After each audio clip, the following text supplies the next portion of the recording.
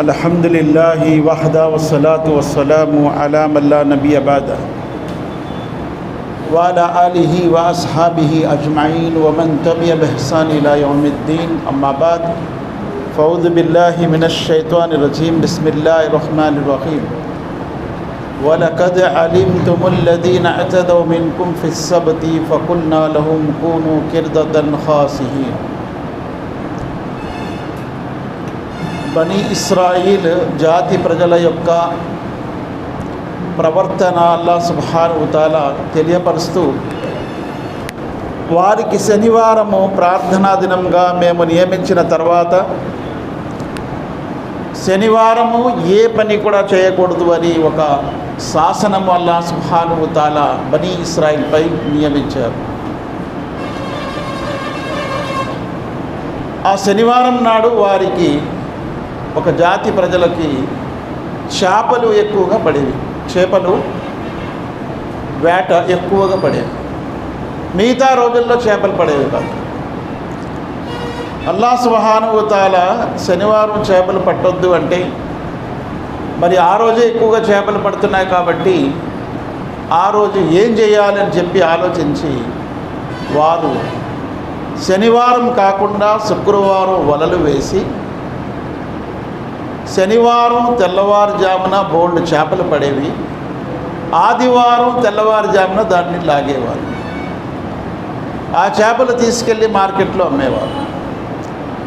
మరొక వర్గం ఏమన్నారంటే, ఎందుకయ్యా మీరు ఇలా చేస్తున్నారు, శనివారం చేపలు పట్టొద్దు అని అంటే మీరు దాన్ని వక్రీకరించి శుక్రవారం వలలు వేసి శనివారం పడే చేపల్ని ఆదివారం లాక్కుంటున్నారు. ఇది కూడా శనివారం చేపలు పట్టే విధంగానే ఉంది కదా, మీరు చేస్తుంది పొరపాటు అని చెప్పి ఖండించారు. ఒకరు శనివారం ఏమీ చేయకూడదు, అలా చేసేది తప్పు అని ఒకరంటూ ఉంటే మరొకరు శనివారం చేపలు పట్టేవారు. ఈ రెండు వర్గాలకు మధ్యన మరొక వర్గం ఉండేది. ఆ వర్గం ఏంటంటే, మీకెందుకయ్యా, మీ పనేదో మీరు చేసుకోండి, వారి పనేదో వాళ్ళు చేసుకుంటారు, ఒకవేళ ఏమైనా శిక్ష వస్తే వాళ్ళకు వస్తుంది, మీకేముంది అని చెప్పే మధ్యవర్గం కూడా ఒకటి ఉండేది. అల్లాహ్ సుబ్హానహు వ తఆలా ఇక్కడ అదే అంటున్నారు. అందులో ఏ వర్గమైతే శనివారం చేపలు పట్టొద్దు అని ఖండించిందో ఆ వర్గాన్ని కాపాడి మిగతా రెండు వర్గాలను కూడా కోతులుగా మార్చారు అల్లాహ్ సుబ్హానహు వ తఆలా అని ఆయతుల్లో వస్తుంది.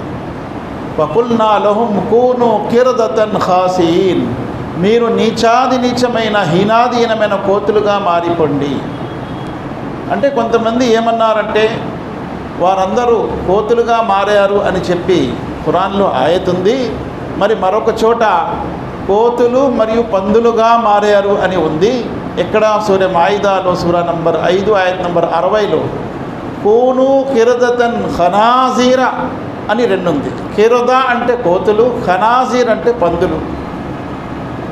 ఇబ్న్ అబ్బాస్ రజియల్లాహు అన్హు అంటున్నారు, వారిలో ఉన్నటువంటి యువతను అల్లాహ్ సుబ్హానహు వ తఆలా కోతులుగా మార్చాడు, వృద్ధులను పందులుగా మార్చారు అని ఇబ్న్ అబ్బాస్ అంటున్నారు.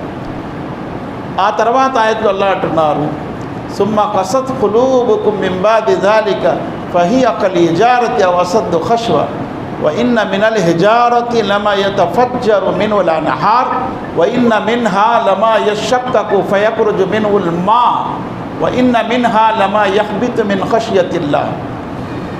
అల్లాహ్ యొక్క ఆదేశాలు ఎప్పుడైతే వారు పాటించడం మానేశారో, గ్రంథాన్ని పెడచెవి పెట్టేశారు, ప్రవక్త మాటలను తిరస్కరించారు, ఇక ప్రవక్తలను అన్యాయంగా హతమార్చడం ప్రారంభించారు, సత్యాన్ని తిరస్కరించారు, వారి హృదయాలు అల్లాహ్ కఠినం చేశాడు.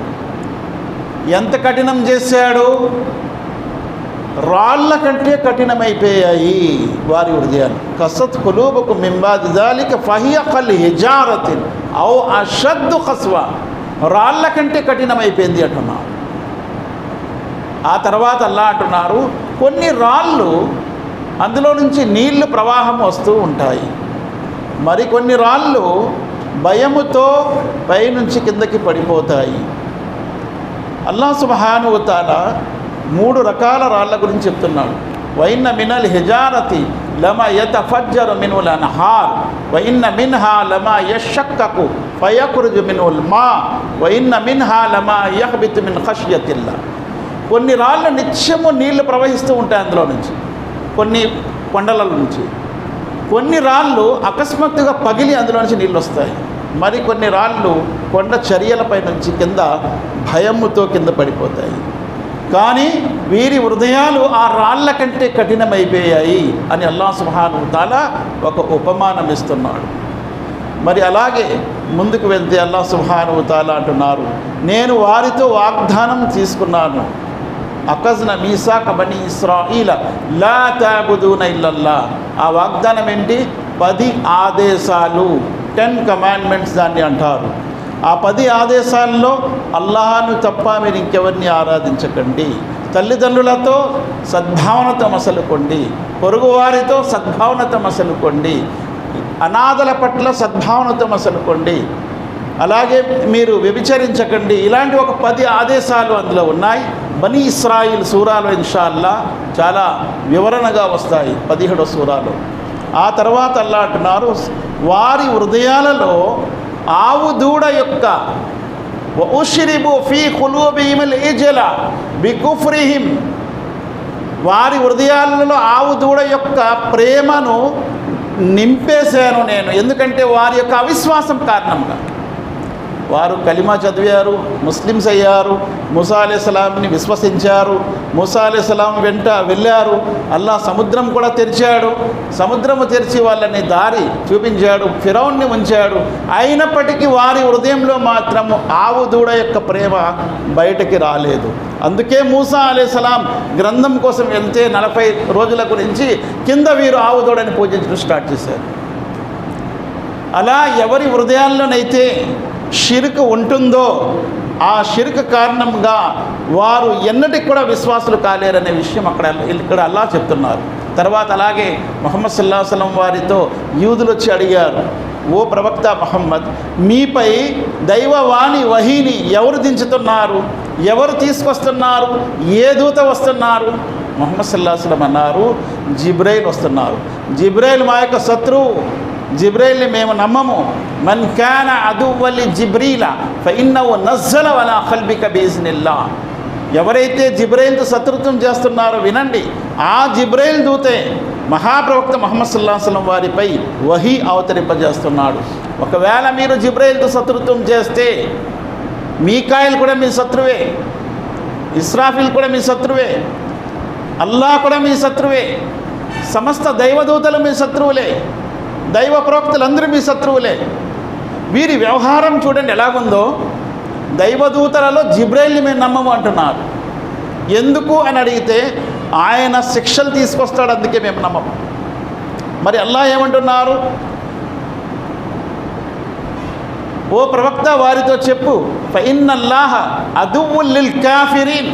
ఇటువంటి కాఫిర్ల యొక్క అల్లాహ్ స్వయంగా శత్రువు. మన్ కాన అదువ్వలిల్లాహి వ మలాయికతి వ రుసులి వ జిబ్రీల వ మీకాల ఫఇన్నల్లాహ అదువ్వుల్ లిల్ కాఫిరీన్. కేవలం ఒక్క జిబ్రైల్తో వీరు శత్రుత్వం చేస్తే అల్లాహ్ అంటున్నాడు అందరూ కూడా వీరి శత్రువులే. ఎందుకంటే ఒక ప్రవక్తని నమ్మి ఇంకో ప్రవక్తని తిరస్కరించటము అది అల్లాహ్ యొక్క ధర్మం కాదు. ఒక దైవదూతని నమ్మి ఇంకో దైవదూతని తిరస్కరించడము అది అల్లాహ్ యొక్క ధర్మం కాదు. వారు హజరత్ ఈసా అలైహిస్సలాంని తిరస్కరించారు, ముహమ్మద్ సల్లల్లాహు అలైహి వసల్లం వారిని తిరస్కరించారు. ఎవరు? యూదులు. కాబట్టి అల్లాహ్ సుబ్హానహు వ తఆలా అంటున్నారు, ఎప్పటి వరకైతే వారు హజరత్ ఈసా అలైహిస్సలాం ముహమ్మద్ సల్లల్లాహు అలైహి వసల్లంని విశ్వసించారో అప్పటి వరకు జన్నత్లో వెళ్ళలేరు అన్నారు. పైగా ప్రవక్తలను తిరస్కరించడము, ప్రవక్తలను చంపటము వారి కార్యమైపోయింది. యక్ఫురూన బిఆయాతిల్లాహి వ యక్తులూన నబియ్యీన బిగైరిల్ హక్. అల్లాహ్ యొక్క ఆయతులను తిరస్కరించడము, ప్రవక్తల్ని చంపటము. చరిత్రలో ఎక్కడ కూడా విని ఉండరు ప్రవక్తలని నమ్మినటువంటి వారు, ఇస్లాంని విశ్వసించినటువంటి వారు ప్రవక్తలను చంపేవారు అని. అది యూదుల గురించి అల్లాహ్ సుబ్హానహు వ తఆలా చెప్తున్నాడు. వారు ప్రవక్తల్ని కూడా హతమార్చేవారు. ఆ తర్వాత ప్రవక్తలపై అభాండలను మోపేవారు. ఏ ప్రవక్త? సులైమాన్ అలైహిస్సలాం వారి గురించి అంటున్నారు. సులైమాన్ జాదూని నేర్పించాడు. నౌజు బిల్లాహి మిన్ జాలిక్. వత్తబౌ మా తత్లు షయాతీను అలా ముల్కి సులైమాన్ వమా కఫర సులైమాను వలాకిన్న షయాతీన కఫరు యుఅల్లిమూన అన్నాస సిహ్ర్. సులైమాన్ కుఫర్ చేయలేదు. సులైమాన్ అలైహిస్సలాం వారి కాలంలో శైతాన్లు కుఫర్ చేశాయి. అంటే జాదు అనేది సులైమాన్ అలైహిస్సలాం నేర్పించాడు. ఆయన సింహాసనం ఉండేది. ఆ సింహాసనం కింద పుస్తకాలన్నీ తీసి ఇదిగో ఈ పుస్తకాలే చదివి సులైమాన్ జాదు నేర్పించాడు. ఆ జాదు ద్వారా ఆయనేమో ఆకాశాలలో ఎగిరేవాడు సింహాసనముతో. ఆ జాదు ద్వారా ఆయన జిన్నాతులను కైవసం చేసుకునేవాడు. ఆ జాదు ద్వారా రకరకాల కార్యకలాపాలు జిన్నాతులతో చేయించుకునేవాడు అని సులైమాన్ అలైహిస్సలాం వారిపై అభాండం మోపారు. వాస్తవానికి సులైమాన్ అలైహిస్సలాం వారివి కాదు. హజరత్ సులైమాన్ అలైహిస్సలాం వారి చేతిలో ఒక ఉంగరం ఉండేది. ఆ ఉంగరము ఆయన బాత్రూమ్కి వెళ్ళేటప్పుడు తన భార్యకిచ్చి వెళ్ళేవారని చెప్పి వస్తుంది. ఒక సందర్భంలో ఆయన భార్య రూపంలో శైతాన్ వస్తే శైతానికి ఆ ఉంగరం ఇచ్చేశారు. వాడేం చేశాడు? సులైమాన్ అలైహిస్సలాం వారి సింహాసనం కింద జాదు గతములో నేర్పించే పుస్తకాలు యూదుల దగ్గర చాలా ఉండేవి. అవన్నీ తీసుకొచ్చి సులైమాన్ అలైహిస్సలాం వారి సింహాసనం కింద పాతిపెట్టేసి ఆయన మరణించిన తర్వాత ఇదిగో సులైమాన్ అలైహిస్సలాం ఇన్ని కార్యకలాపాలు చేసేవాడు కదా, ఇవన్నీ కూడా ఆయన జాదు పుస్తకాలు చూడండి ఎన్నున్నాయో ఆయన యొక్క సింహాసనం కింద అని ఆయన మీద అభాండం మోపారు. అల్లాహ్ సుబ్హానహు వ తఆలా అలాగే తర్వాత ఆయనతో అంటున్నారు, యూదులారా మీరు గత ప్రవక్తలతో ప్రవర్తించినట్లు నా ప్రవక్త ముహమ్మద్ సల్లల్లాహు అలైహి వసల్లంతో ప్రవర్తించకండి. ఏంటా ప్రవర్తన? ఒక చిన్న విషయమే చూడటానికి, కానీ అల్లాహ్ దాన్ని పట్టుకున్నాడు అర్షపై నుంచి. ఏంటి? ప్రవక్త సల్లల్లాహు అలైహి వసల్లం వారు బోధన చేస్తూ ఉంటే, స్పీచ్ ఇస్తూ ఉంటే, ఉపన్యాసం ఇస్తూ ఉంటే కూర్చున్నటువంటి యూదుల్లో ముహమ్మద్ సల్లల్లాహు అలైహి వసల్లం వారిని పిలిచేవారు. ఎలాగని? రాయినా రాయినా రాయినా అనేవారు. రాయినా అంటే ఏంటి? అరబిక్లో మా కాసి చూడండి అయ్యా, మా కాసి చూడండి అని అర్థము అరబిక్లో. అదే హెబ్రీ భాషలో ఏంటి? రాయినా అంటే ఓ మా కాపరి, ఓ మా కాపరి అంటే గొర్రెల కాపరిని. డబుల్ స్టాండర్డ్ మాట్లాడేవారు, పెడర్థాలు వచ్చే, రెండు అర్థాలు వచ్చే మాట్లాడేవారు. రాయినా రాయినా అంటున్నారు. అర్షపై నుంచి అల్లాహ్ చూస్తున్నాడు, నా ప్రవక్తను వీరు ఇలా ఎగతాళి చేస్తున్నారా? యా అయ్యుహల్లదీన ఆమను లా తకూలు రాయినా వకూలు ఉన్జుర్నా. విశ్వసించిన ప్రజలారా నా ప్రవక్తను రాయినా అని పిలవకండి, ఉన్జుర్నా అనండి. అరబిక్లో ఉన్జుర్నా అంటే ఏంటి? మా కాసి చూడండి అని. రాయినా అన్న మా కాసి చూడండి. రాయినా పదమే వాడకండి, మీరు ఉన్జుర్నా వాడండి. కానీ మనం నేడేం చూస్తున్నాం? అదే మాటను క్రైస్తవులలో బాగా రుద్దేస్తే వారేం చేశారు? యెహోవా మా కాపరి అని వీళ్ళు అంటున్నారు. దేవుణ్ణే కాపరి అనేస్తున్నారు. వీళ్ళు సృష్టికర్త అయినటువంటి అల్లాహనే మా కాపరి అంటున్నారు. ఒరే ప్రవక్తనే కాపరి అనకండి అని అల్లాహ్ సుబ్హానహు వ తఆలా అంటే దైవాన్నే కాపరి అంటున్నారు. రాయినా యెహోవా రోయి అని వాళ్ళు అంటున్నారు. రాయి అంటే ఏంటి? కాపరి అని. ఆ పదమే వాడకండి. అల్లాహను కూడా వాడకండి, ప్రవక్తకు కూడా వాడకండి, ఏ వ్యక్తికి కూడా వాడకండి. ఎవరినైనా మీరు ఒరే కాపరి అని పిలిస్తే ఎలా ఉంటుంది? అది సభ్యత కాదు. అల్లాహ్ సుబ్హానహు వ తఆలా ఖండించాడు. ఆ తర్వాత అల్లాహ్ అంటున్నారు, యూదులు క్రైస్తవులు ఏమంటున్నారు? వఖాలు లన్ తమస్సనన్నారు ఇల్లా అయ్యామం మాదూదాత్ కుల్ అత్తఖస్తుమ్ ఇందల్లాహి అహదన్ అమ్ తఖూలూన అలల్లాహి మా లా తఅలమూన్. మేము జహన్నంలో వెళ్తే కొన్నాళ్ళే ఉంటామండి. ఎన్నాళ్ళు ఉంటారు అని అడిగితే 7 రోజులే, ఆ తర్వాత మళ్ళీ వచ్చేస్తాం. లన్ తమస్సనన్నారు ఇల్లా అయ్యామం మాదూదాత్, ఒక 7 రోజులే. మరొక రివాయత్ ద్వారా 40 రోజులే జహన్నంలో ఉంటాము. ఎందుకంటే జహన్నం యొక్క ఈ చిగురు నుండి ఆ చిగురు వరకు వెళ్ళడానికి 40 రోజులు పడుతుంది. అన్నాళ్ళే ఉంటాం, ఆ తర్వాత బయటకు వచ్చేస్తాం అని యూదులు అంటున్నారు. అదే మాట నేడు కొంతమంది ముస్లింలు కూడా అంటూ ఉంటారు, మేము జహన్నంలో వెళ్ళా కొన్నాళ్ళు ఉంటామయ్యా, షిరిక్ చేయం కాబట్టి మేము నమాజులన్నీ ఏం చేయబోయినా జహన్నంలో వెళ్ళి మళ్ళీ వచ్చేస్తాం. ఆ మాట వాళ్ళంటూ ఉంటే ఈరోజు ఏంటి ఇలాంటి మాట్లాడుతున్నారు కొంతమంది. కాబట్టి ఇటువంటి మాటలు అనకండి. మీరేమైనా రాసుకుంటూ వచ్చారా? అల్లాహ్ దగ్గర వాగ్దానం చేసి వచ్చారా? వడంబడి చేయకొచ్చారని అల్లాహ్ అంటున్నాడు.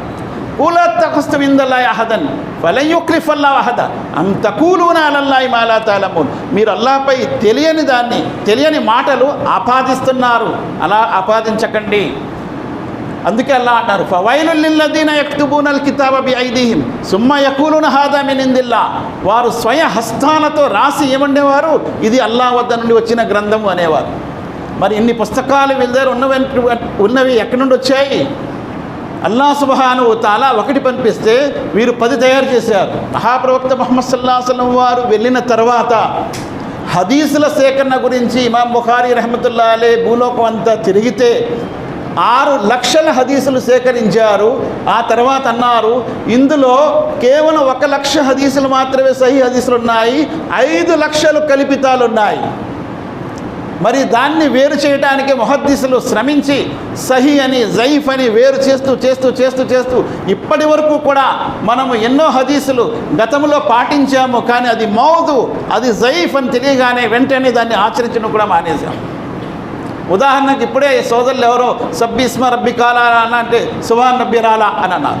గతంలో అనేవారు, కానీ అది ఎప్పుడైతే మౌజు అని తెలిసిందో, అది జైఫ్ అని తెలిసిందో, దాన్ని ఆచరించడమే మానేశాము.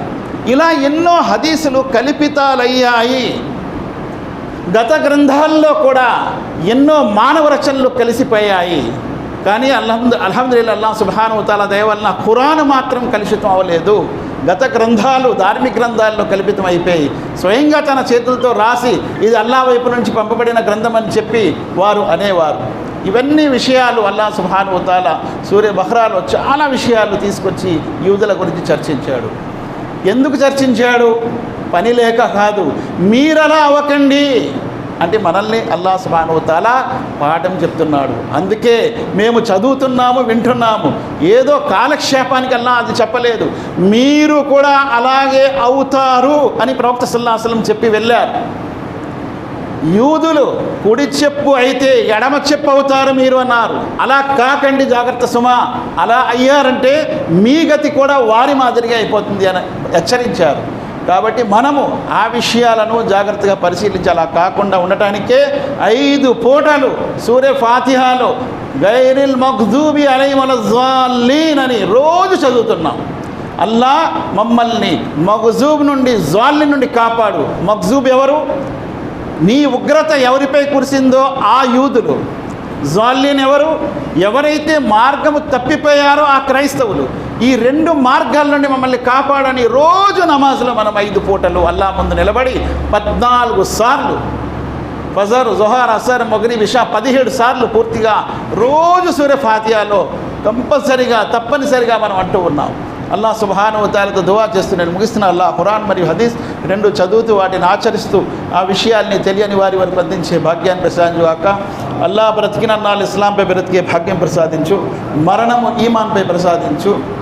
మాలో ఎవరైతే అనారోగ్యంతో బాధపడుతున్నారో వారికి ఆరోగ్యం ప్రసాదించు, ఉపాధి లేక బాధపడే వారికి ఉపాధిని ప్రసాదించు. పవిత్రమైనటువంటి రంజాన్ నెల యొక్క శుభాలను, కారుణ్యాలను మాకు ప్రసాదించు. అల్లా ఈ నెలలో అనేక మందిని నరక విముక్తిని చేస్తూ వింటాం, అందులో మమ్మల్ని కూడా చేర్చు. ఈ నెలలో బాబుర్ రయ్యాన్ అనే స్వర్గము ఉపవాసం ఉండేవారికి ప్రసాదిస్తావు, మా గురించి కూడా బాబుర్ రయ్యాన్ ప్రసాదించు. రబ్బనా ఆతినా ఫిద్ దునియా హసనతున్ ఫిల్ ఆఖిరతి హసనతున్ వఖినా అదాబన్నార్.